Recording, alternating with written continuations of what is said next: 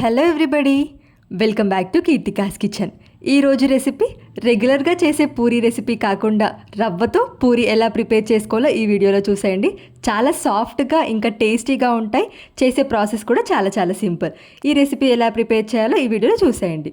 ముందుగా ఒక mixing bowl తీసుకొని ఇందులో 1 కప్పు వరకు సూజీ రవ్వ, దీన్నే బొంబాయి రవ్వ అంటారు కదా, ఇలా 1 కప్పు దాకా సూజీ రవ్వను తీసుకోవాలి. ఏ కప్పుతో అయితే రవ్వ తీసుకున్నామో అదే కప్పుతో 1 కప్పు వరకు హాట్ వాటర్ కూడా వేసేసుకోవాలి. ఇలా వేడి నీళ్ళు పోసుకోవడం వల్ల రవ్వ త్వరగా నానుతుంది. ఈ రవ్వ ఒకసారి బాగా మిక్స్ చేసేసుకొని ఇంకా 10 నిమిషాల పాటు నాననివ్వాలి. నెక్స్ట్ ఇంగ్రీడియంట్ వచ్చేసి బంగాళదుంప. ఒక 2 ఆలూని ముందే ఉడకబెట్టేసుకున్నాను. ఇలా ఉడికించుకున్న బంగాళదుంపకి పైన పీల్ తీసేసి మన దగ్గర గ్రేటర్ ఉంటుంది కదా, ఆ గ్రేట్తో ఇలా ఆలూని పూర్తిగా ఇక్కడ చూపించినట్టుగా గ్రేట్ చేసుకోవాలి.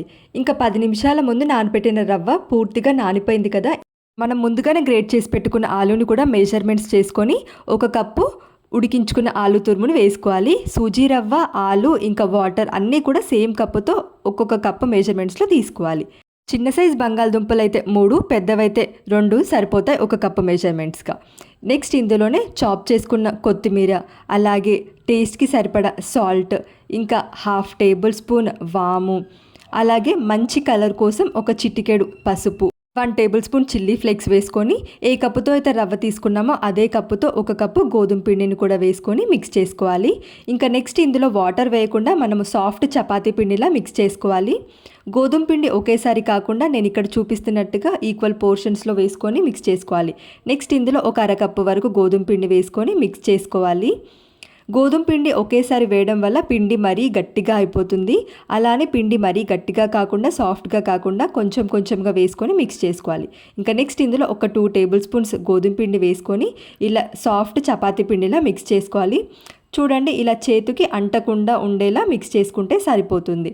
అందుకనే గోధుమ పిండి ఒకేసారి కాకుండా నేను ఇక్కడ చూపించిన మెజర్మెంట్స్లో వేసుకొని కలుపుకుంటే మనకు పర్ఫెక్ట్గా వస్తుంది. ఇలా ప్రిపేర్ చేసిన పిండిలో నుంచి చిన్న రౌండ్ బాల్స్గా చేసేసుకొని ఇంకా పూరీ చేసే పీట ఉంటుంది కదా, ఆ పీటకి ఇంకా పూరీ చేసే కర్రకి రెండిటికి కూడా ఆయిల్ అప్లై చేసుకోవాలి. ఇలా ఆయిల్ అప్లై చేసుకోవడం వల్ల పూరీ చేసేటప్పుడు పూరీ చపాతీ కర్రకి అతుక్కోపోకుండా ఈజీగా రిమూవ్ అవుతుంది. చూడండి, ఇలా ఈజీగా మనం సపరేట్ చేసుకోవచ్చు. ఇఫ్ ఇన్ కేస్ మీకు ఇలా గనక పూరీ చేయడం రాకపోతే పూరీ ప్రెషర్లో కూడా ఈ పూరీని ప్రిపేర్ చేసుకోవచ్చు. చిన్న రౌండ్ బాల్స్గా చేసుకొని పూరీ ప్రెషర్లో కూడా ఈజీగా ఒక 2 నుంచి 3 ప్రెస్ చేసేసుకొని ఇంక ఇలా ప్రిపేర్ చేసిన పూరీల్ని ఫ్రై చేసుకోవడం కోసం ఆయిల్ పెట్టుకొని, ఆయిల్ బాగా వేడిగా అయిన తర్వాత హై ఫ్లేమ్లో పెట్టుకొని పూరీలు ఒకటాని తర్వాత ఒకటి వేసుకొని ఫ్రై చేసుకోవాలి. ఎప్పుడు పూరీ ఫ్రై చేసుకున్న చిన్న టిప్ ఏంటంటే హై ఫ్లేమ్లో పెట్టుకొని ఫ్రై చేసుకోవాలి.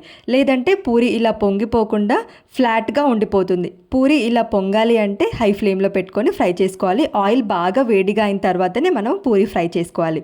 అంతేనండి, చాలా సింపుల్గా ప్రిపేర్ చేసుకోవచ్చు ఈ రవ్వ పూరి. ఎప్పుడు రెగ్యులర్గా చేసే పూరి కాకుండా ఇలా డిఫరెంట్గా చేసి ఇవ్వడం వల్ల పిల్లలు కూడా చాలా ఇష్టంగా తింటారు. ఇక్కడ చూపించిన మెజర్మెంట్స్తో మీరు కనుక పిండి మిక్స్ చేసి ఈ టిప్ ఫాలో అయ్యి పూరి ఫ్రై చేసుకుంటే పొంగుతూ చక్కగా టేస్టీగా ఉంటాయి. మీరు ట్రై చేయండి. ఈ పూరీకి కాంబినేషన్ చోలే భటోరే కానీ లేదా ఆలు కుర్మా కూడా చాలా బాగుంటుంది కాంబినేషన్గా. మీరు ట్రై చేయండి. ట్రై చేసి ఎలా వచ్చిందో కామెంట్ సెక్షన్లో చెప్పండి.